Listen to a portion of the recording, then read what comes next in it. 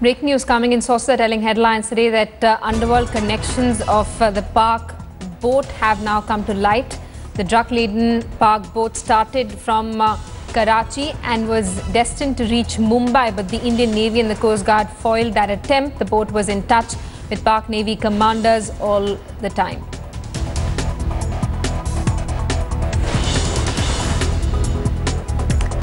I've been now being told that there was an underworld connection as well as far as the Pak boat is concerned. Remember, this is being seen as a huge breakthrough as far as drug smuggling is concerned. A Pak drug boat was seized by the Coast Guard today, carrying 232 packets of heroin.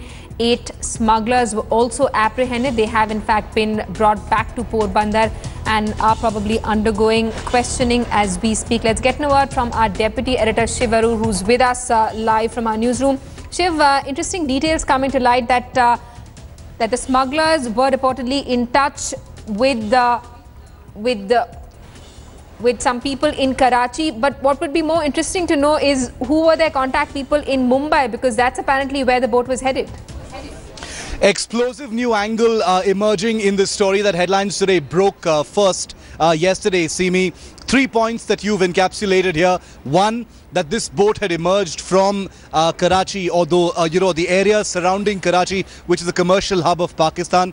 Point number 2, when the Indian Coast Guard personnel boarded this particular vessel, sources are telling our correspondent Manjeet Negi that the sailors on board that vessel, the Pakistani sailors, were trying to get in touch with a Pakistan Navy vessel, asking for a rescue, asking for them to actually come to their aid because they had been boarded by an Indian vessel. And point number 3, initial investigations and preliminary interrogations have apparently found that these people had intended their cargo to be sent to Mumbai. 600 crore rupees worth of heroin, 232 kilograms of the banned substance were apparently intended as a consignment for someone in Mumbai or a cartel in Mumbai. The drug cartel and its connection with the underworld, and how the underworld uses drug money to fuel terror aimed against the Indian state is very well known. The 1993 Mumbai blasts had been funded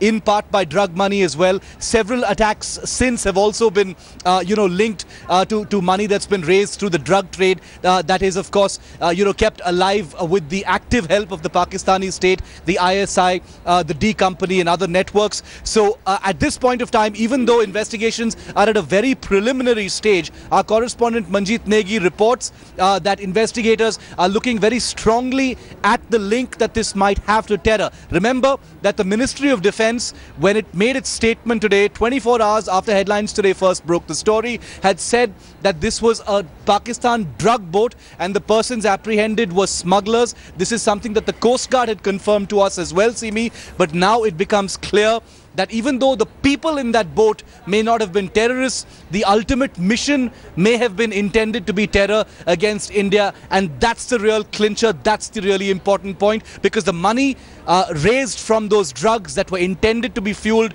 into the Mumbai market could very likely have been used for terror against India. Right, and Shiv, this is a corridor that we're actually talking about from Karachi to Mumbai. Also probably exposes how vulnerable our coastline is. It indeed exposes how vulnerable our coastline still is, despite the huge number of safety measures that have been taken post 26/11. The fact remains, and you're bang on when you say that, Simi, that the vulnerabilities still exist. The implications are even bigger. It basically means that despite India's safeguards, the route that you just mentioned, the one from Karachi to the Gujarat coast or further down India's west coast, is still seen by non-state actors in Pakistan as a viable entry point. The sea route is still seen as a viable entry point. Now, the multi-tiered, security structure at sea that India has made possible after 26/11, has stopped a lot of vessels from coming in. Several boats have been intercepted. A few months ago, a boat under controversial circumstances was blown up as well. This time it's been intercepted. All of the people on board have been caught alive. But of course, it always leaves the option or the question open to how many boats may may have actually, beaten the entire security system, Simi, and actually gotten in. But the scariest thing that I'd like to mention to our viewers at this point, Simi, is this one little boat. It was a really, really small boat. 8 people on board, was carrying 232 kilograms of heroin, which means this was one small boat carrying 600 crores potentially for, terror activities against India. And as you well know, terrorists who strike in India, don't need to spend a lot of money. They need to conduct reconnaissance. They need to conduct, bomb making under surreptitious circumstances. So you can imagine just how far 600 crore rupees from one little boat could go into damaging and bleeding India. That's the scariest thought that investigators and the government will be dealing with at this point. Absolutely. And Shiv, those 8 smugglers who've now been brought to Porbandar, when they are questioned, security officials will look to find out who their contact person in Mumbai was, because it's understandable that members of the underworld in Karachi may have shipped off this consignment, but the fact that there were people in Mumbai who were to receive this consignment is also an important aspect that needs to be explored. In fact, it's probably the most important aspect of this entire investigation, not just in Mumbai, Simi, but perhaps a supply chain starting from Gujarat itself and perhaps another landing point in Maharashtra. Now, the preliminary link that's been established may be based on suspicions, because heroin is very likely to be, headed to Mumbai, a metropolis where there is a large market for heroin, where, the drug is extremely expensive. There's huge demand for it. It's very easy to actually push it out into the market and raise a lot of money because of the very powerful cartel that actually exists there, operated, of course, by, anti-Indian terrorists operating both from Pakistan as well as the Gulf and the Middle East.